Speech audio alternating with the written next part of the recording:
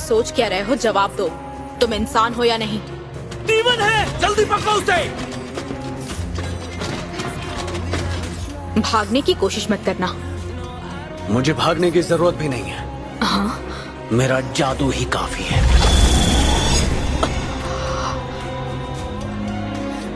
ये क्या? कुछ अजीब सा हो रहा है, जैसे वक्त ही रुक गया हो।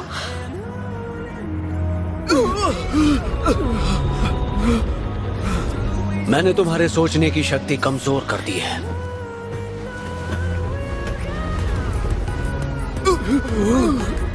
जहां हो वहीं खड़े रहो, वरना वहां चोट खाओगे जिससे जिंदगी भर पछताना पड़ेगा। लो ब्लैक विंड, कैद कर लो। जो हुक्म मेरे आका।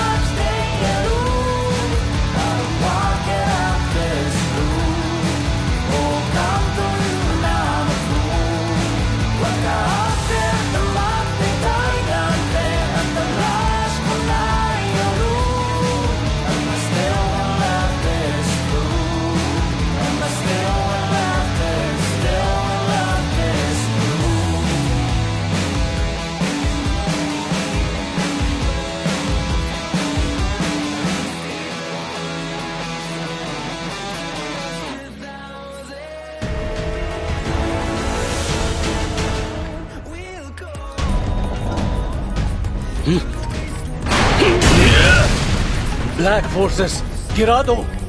जो हुक्म मेरे आका।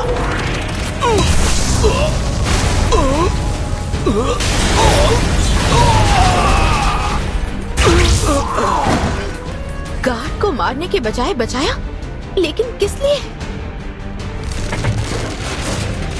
ये क्या? मैं तो हिल ही नहीं पा रही।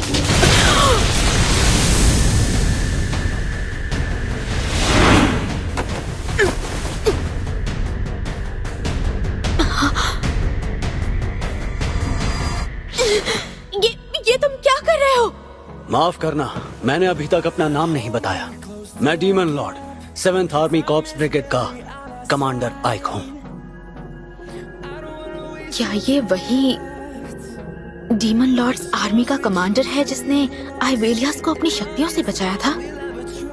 तुमने मुझसे पूछा कि मैं शैतान हूँ या शैतान के भेष में इंसान। डीमन लॉर्ड्स आर्मी का कमांडर एक इंसान कैसे हो सकता है?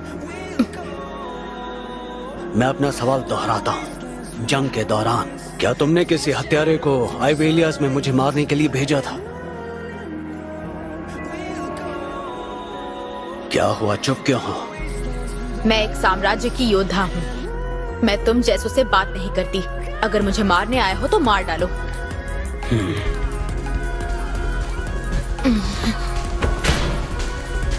Mind reading.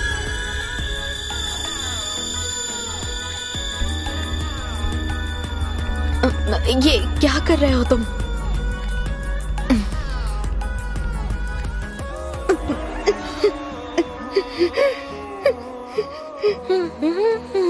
हाँ! आइक सर, आप ये करने यहाँ आए थे? आप इस लड़की के साथ नैन मटक्का क्यों कर रहे हैं? आपको मुझ जैसी खूबसूरत लड़की दिखाई नहीं देती?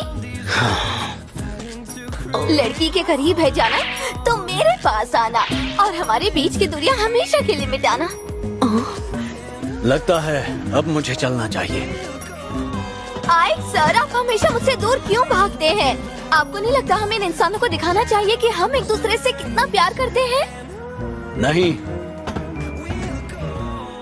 वहीं रुक जाओ। तुम यहाँ से ऐसे नहीं जा सकते। क्या तुम सिर्फ और सिर्फ यहाँ मेरी हार पर हंसने के लिए आए थे? मुझे जो जानना था जान चुका हूँ। मेरा काम खत्म। और मुझ पर जो हमला हुआ था उसमें तुम्हारा कोई हाथ नहीं।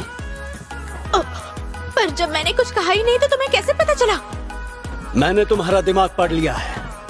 तुम एक अच्छी लड़की हो। पता नहीं मुझे दुश्मन होने के नाते ये कहना चाहिए या नहीं, लेकिन तुम हार मत मानना। योद्धा की असली परीक्षा तब होती है जब वो हार को जीत में बदलता है। आखिर तुम कहना क्या चाहते हो? ललित, चलो चलते हैं। अरे पर हम तो जा ही रहे थे ना। आप कहो तो घर जाने से पहले कहीं जाकर रिलैक्स कर ले। मुझे रिलैक्स होने के लिए किसी और की जरूरत नहीं है। तुम घर जाकर आराम करो। अरे आप कभी मेरी बातों से पिघलते क्यों नहीं? मैं तो बस ये कह रही हूँ कि हम दोनों अकेले हैं तो कहीं चलकर गुटरगू कर लेते हैं ना। मुझे घर नहीं जाना।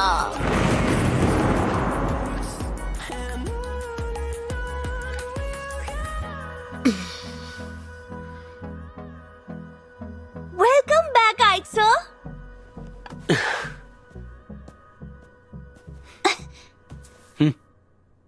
ये तुम्हारे लिए। ये मुझे लाजास की राजधानी में मिले। वो तो ठीक है, मगर ये छोटे छोटे सफेद दाने क्या है? ये खाने की चीज है। वैसे लोग इसे चावल कहते हैं। चावल? अच्छा।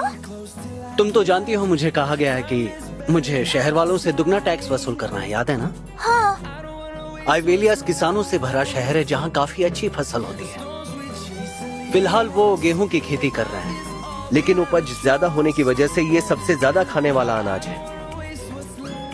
उपज का क्या मतलब? मतलब ये है कि हमें ज्यादा से ज्यादा चावल उगाने चाहिए। और उपज होने की वजह से जरूरी नहीं कि हमारे शहर में कोई किसानी करे। अगर वो लोग मजबूरी में किसानी कर रहे हैं तो वो चाहें तो किसानी छोड़कर हथियार या ईंटें बनाने का काम भी कर सकते हैं। और साथ ही ऐसे भी कई लोग होंगे जो अपने हुनर का इस्तेमाल कर पाएंगे। इस्तेमाल हुनर का? खाना बनाने वाले शेफ, वो भी तो हुनर है। ओ। ऐसे ही देश में अलग अलग काम के लिए अलग अलग लोग होंगे, तभी तो देश आगे बढ़ेगा। समझी कि नहीं? साटी, सब ऊपर से गया?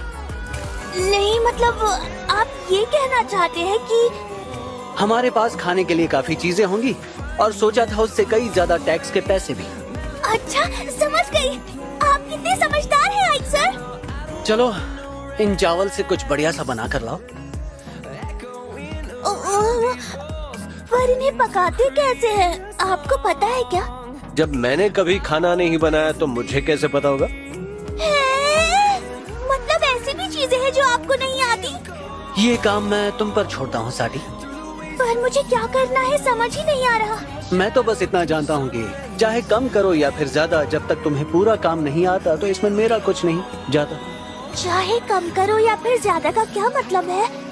ये तो बिल्कुल किसी मैजिकल स्पेल जैसा लग रहा है। मैं भी नहीं जानता। आप फिक्र मत कीजिए, आपकी मदद करने के लिए मुझसे जो कुछ भी हो सकेगा मैं वो दिल और जान से करूंगी। बढ़िया, चलो ठीक है, मुझे कुछ जरूरी काम के लिए जाना है।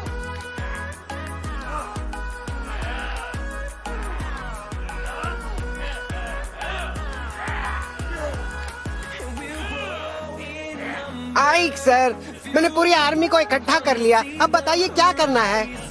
जल्द ही पता चल जाएगा। काफी सोचने के बाद मैं इतना समझ पाया हूँ कि जो तीर मुझे लगा था वो दुश्मन की सेना का था। लेकिन व्हाइट रोज नाइट्स की कमांडर एलिस्टर को इस बारे में नहीं पता। इसका मतलब उस हमले के पीछे जिस किसी का भी हाथ है वो ऐसा दिखाना चाहता था कि हमला व्हाइट रोज नाइट्स ने किया है।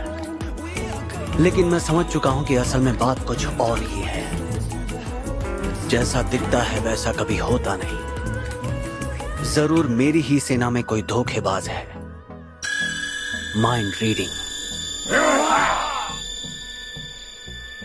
आइक सर कितने कमाल के